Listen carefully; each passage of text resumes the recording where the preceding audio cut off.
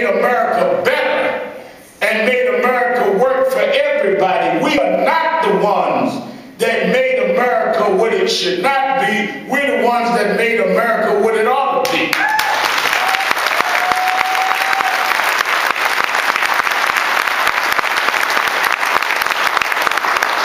It breaks my heart to see young people that want to just be rich and not appreciate the hard work of their parents that suffered to make sure that they had a better life, that did the hard work so that they could have better jobs and better incomes. And in many ways, we don't share with them the hard journey because somewhere along the way we got in our minds that we don't want them to know how bad it was so they don't have to go through it. No, sometimes it's best for them to know how hard the journey was so they can appreciate where they are now, so they can then appreciate the responsibility that comes from what they inherited so they can give better to the next generation behind them.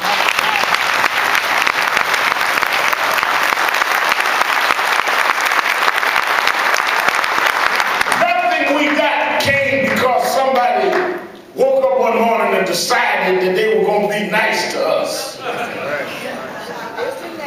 Never was a meeting of the elite and said, let's be kinder to workers. Never was a meeting of those that were the captains of bigotry that said, let's be nice to minorities. We had to fight for everything we got, and we're going to have to fight to keep it. Because power gives us nothing without its demand.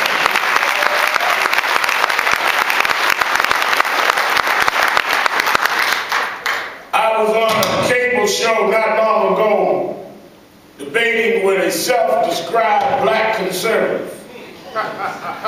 And he said to me, with no reluctance or shame at all, he said to me, Sister Sparks, he said, you know, Reverend Al, I don't believe in all this civil rights stuff. I don't believe in all this marching and protesting y'all do. Civil rights didn't make me. Look at my resume. I went to the best schools, member of the right country clubs, have the right contacts, came out the right fraternity. Read my resume. Civil rights didn't write my resume. And I told him, you're right. Civil rights didn't write your resume, but civil rights made somebody read your resume.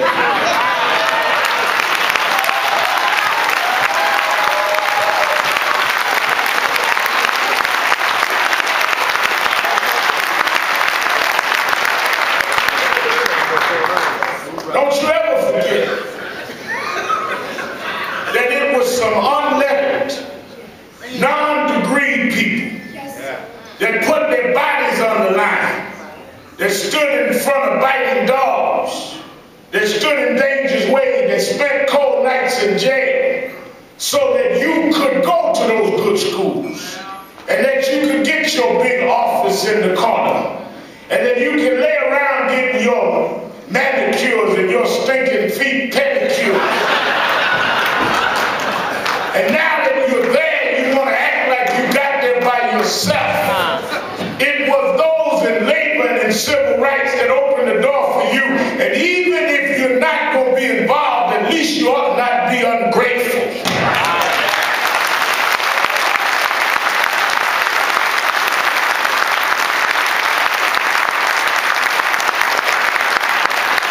We ought not challenge those in office to be too pro-us. Well, that's why we put them there. We didn't elect you there to get and become part of the old boys club. We sent you there to fight on behalf of us. It was we that went out in the cold winters and got the vote out. It was we that went and turned this country around. And now that we have some semblance of political power, if it doesn't work for us, then the exercise was for nothing. We have the right to expect a return on the investment that we have put in those that sit in Washington now. We send them here, or we need to send them home and send some folk back here.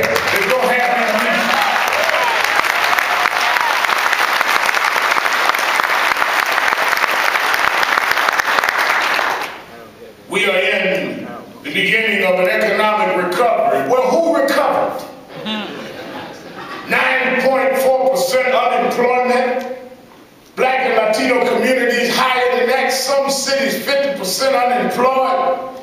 Yet they're breaking off bonus checks on Wall Street. They recovered, we didn't. That's like the doctors getting over a head cold and the patient's still on critical. And the doctors talk about the hospital had a recovery. Y'all weren't sick. We were the ones that were sick and we're still sick. As long as we have these high unemployment rates and as long as our jobs are threatened. So sometimes we have to go back to the same kinds of coalitions and tactics that brought us here in the first place. Some of us have become too comfortable, and some of us have forgot how we got here. I remember someone said to me as late as this morning, said, well, you know, Reverend Sharpton, I listen to you, and I listen to some of those that are out here now.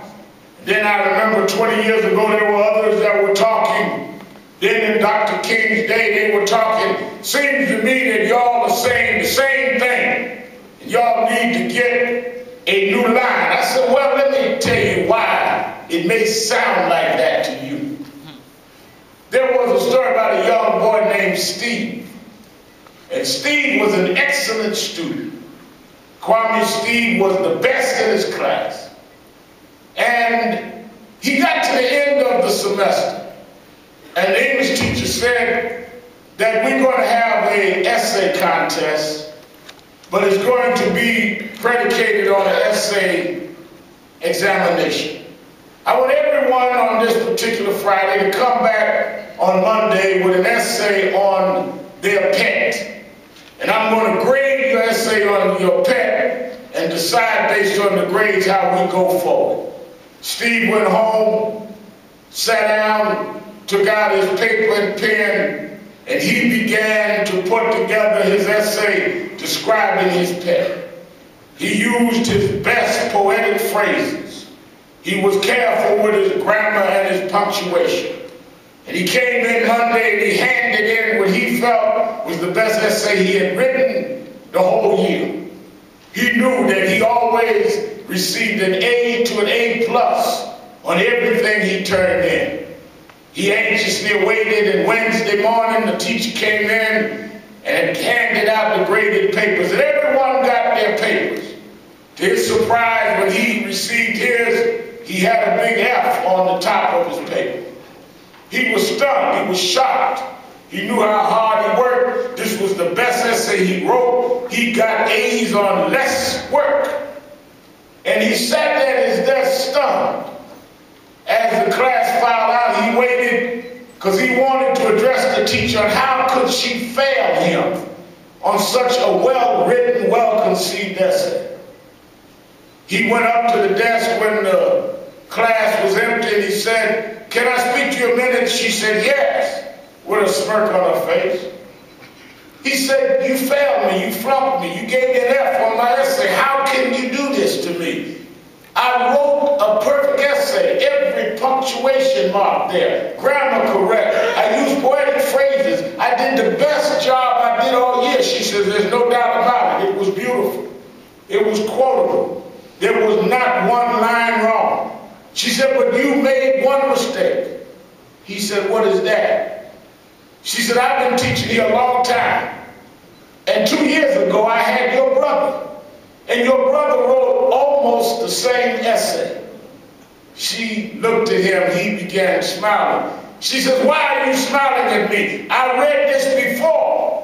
And I know the language in this essay is similar to the language in your brother's essay 2 years ago." He said, "Miss, you don't understand. I'm not copying my brother. This is not plagiarism. The problem is the assignment was you told us to write about our pet. And me and my brother have the same dog.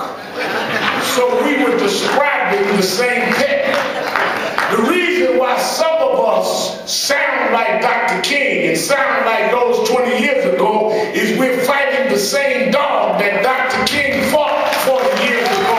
And the same dog we fought 20 years ago.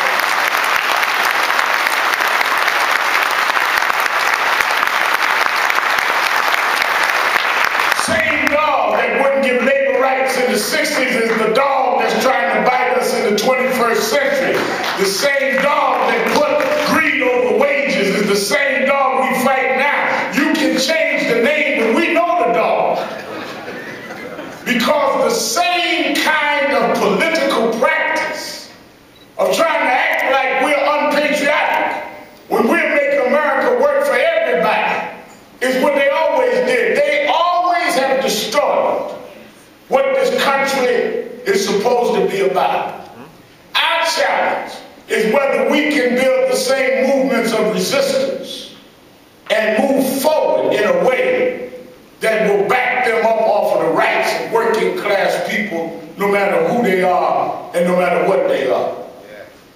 Do you realize that Martin Luther King changed this country and never had a fax machine? Thurgood Marshall rewrote American law, didn't know what the internet was. Labor leaders like Walter Reuther, A. Philip Randolph, built a labor movement and didn't know technology. And here you are. We meet now in big ballrooms, fancy hotels, internet, Blackberries in one pocket, 2 cell phones in another, Facebook, MySpace, Twitter, and can't get 5 folk together to go to a meeting to save their own job.